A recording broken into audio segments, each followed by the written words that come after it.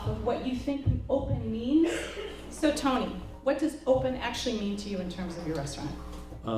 So let me first say, how sad is it that we have to gather in a room like this to defend our freedom? It's like we're hiding, you know? So whoever wants to videotape this and put it everywhere, I don't care. Because like the lying video, you have to have no fear at all. You know, stick it in their face. Never be shy about promoting our freedoms, okay? Be brave about it always. But for me, so when I heard about the shutdown, lockdown, I first heard about it was happening in China. And I thought, you know, it's sad, but in China, that's what they do, you know?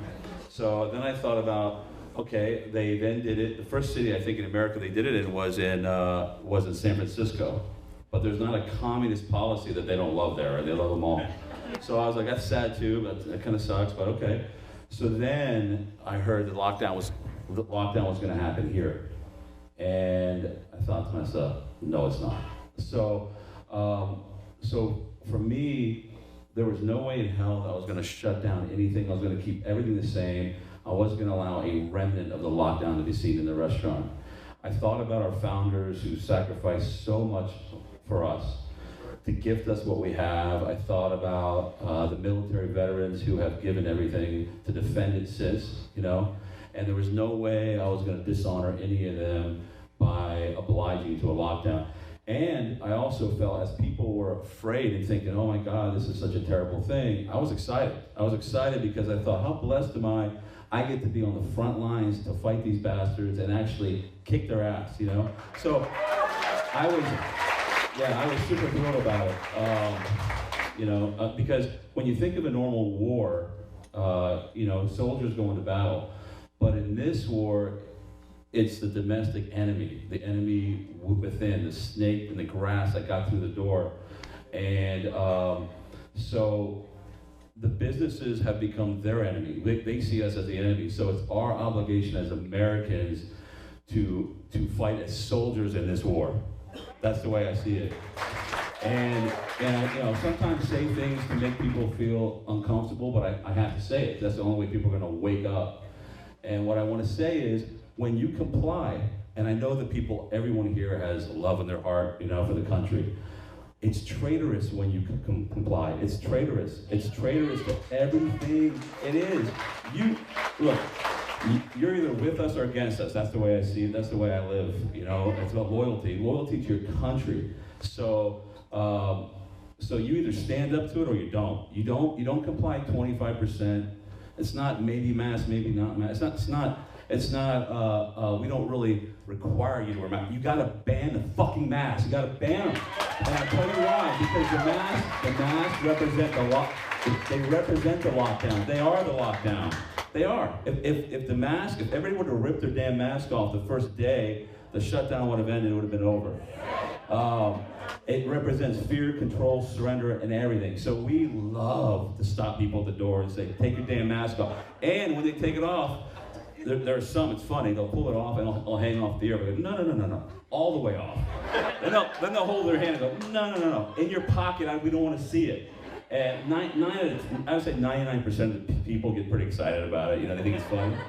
But yeah, I think it's an all or nothing fight. Okay, it's the only way you're going to take back the freedoms, because these temporary measures otherwise will become permanent. Remember what happened after 9/11, same thing. Yeah. Okay, question, because I know you guys are asking. So here's a question. A lot of people in here are afraid of the ABC stuff, OSHA, the regulations, the regulators, people that are trying to stop you. So Tony had a recent experience. Well, about a month ago, he wasn't in the restaurant. Somebody came from OSHA came and they wanted to come in. Basically, he turned them away. They said, go get a warrant. So they just came back with a warrant on Monday. So Tony, tell us what happened. Okay, so let me first say that, so since the beginning, we have had the haters. We've had the haters mostly from LA, believe it or not. Wow, right? Surprise. A lot from LA. We've had the celebrities hating on us too. But it works in our favor, because then when they do that, the Patriots come and support, and then we just build this army. It gets bigger and bigger. So anybody who comes and fights with us, they become a soldier in our fight. But yeah, so we had that. Then we had people, making death threats. They want to put a bullet in my head, burn the restaurant down, follow me in my car at night, see me on a respirator. They want to spread the virus in the restaurant. I won't use the C word ever, because I will never ever justify using that word. So then we have a criminal case against us. We have the ABC violations. We had the first one. Now we just found out we have 3 more. And then the OSHA thing happened. They showed up the first time, and they wanted to come into the restaurant and do an inspection. And I said, well, I wasn't there. It seems like every time these guys show up, I'm never there. The guys call me, Tony, what do we do now? And it's always, what do we do now? All over and over and over again. What do we do now? So I told him, ask him what the allegation is. He said, Tony, the guy won't say. Ask him again who the plaintiff is. He won't tell us. Well, I said, tell him he's not coming in. So he told him, and the guy threatened we're going to come back with a CHP. We then didn't hear from them. I said, because he's not getting in. So we said, go get a warrant then, because he said he warned that he would get a warrant. It'd be harder on us. Well, he showed up with the warrant. What day was that, Doug? Monday. Yeah, on Monday. Showed up on Monday. They called me. I went there again. They called me up. I said, tell them I'll be there in about a half hour. The guys held the line, kept them outside. I made him sit outside like a good little bitch. Okay, sorry for how to say it. He went outside. It's that cocktail I have, I'm telling you. Usually I'm a very, very polite person, But, she's a bad influence, this woman over here. Anyway, so I showed up. He was sitting out there like a good little boy. I walked inside. He had his mask on. I walked inside, had lunch, talked to the guys, hung out for a while. I said, okay, now I'll go out. So I go out, introduce myself, and then he said, can I talk to you? I said, yeah, but if you're going to wear your mask, you're not going to talk to me on the property. Let's go over here. So I took him off the property. And then I said, take your mask off so I can see who you are. He said, well, I have a badge. And it's all on video, and I'll put it up eventually. I said, well, I still want to see your face. I don't know if that's a fake badge. So he pulled his mask off. He shook, You got to break these people down. You got to bully the bullies. Do you understand? That's what you got to do. So we took it off, and then I just freaking schooled them for like an hour. I just gave it to him. At one point I said, look, I can see in your eyes you want to just come in and have a glass of Vino and some pasta, don't you? Just do it. To the hell with this thing, Anyway, so after I was done with him, like a good little boy again, he got in his car, drove away, and that was it. And the warrant expired today. He kept saying, I'm gonna come back. Yeah, sure you will. Goodbye. So he left. And it expired. Who knows? Maybe they'll hold me in contempt of court. They'll throw me in jail, but you will all bail me out. Hopefully, at least convince me, bring me some meatballs. Yeah. But so yeah, you have to. This whole thing is a battle of wills. It's our will for freedom against your will for tyranny, right? Who's going to win in the end? You got to just push on them and lean on them and stick it in their face and make them tired when you go into a restaurant or a store. Don't say, oh, you know what? I'm going to put the mask on because I don't want to deal with it. No, you got to make them think that. You got to say, I'm going to go in there, battle these people, and make them think the next time, I don't want to battle the next person. I'm not going to bother people anymore. You got to wear them down, wear them down. Okay, so Tony's already started something called Make Restaurants Great Again, and if that's the web address, Make Restaurants Great Again. It's for all businesses, yeah. Yeah, for all businesses, but that's the website address. And he's got some pretty intense standards on there. Like a lot of you guys are saying you're open, and this is kind of one of the things when I got like on fire last time, is you're not open. If your employees are masked up, if you're masked up, you are not freaking open. Yes. You are in a state of compliance, and your compliance is complicity. So you don't have the right to say you're really fighting this if you are complying in any way. And some people don't want to hear that, but that is the truth. So, Tony, talk about Make Restaurants Great Again. Okay, so first I want to say, when you feel fear, people tell you, well, I'm afraid, I understand, because there's a lot of unknown going on, but when you feel fear of getting a citation, losing a license, getting a fine, even going to jail, when you feel those fears, think about the men and women who fought to defend the freedoms that you have, and have had bullets whizzing by their heads and bombs blowing up around them and losing legs and losing their lives, and you're gonna give in over a freaking mask and a pandemic of fear? Right? Say it. Yeah, no way. Yeah. So then when you think of that each time, and then you'll have the courage.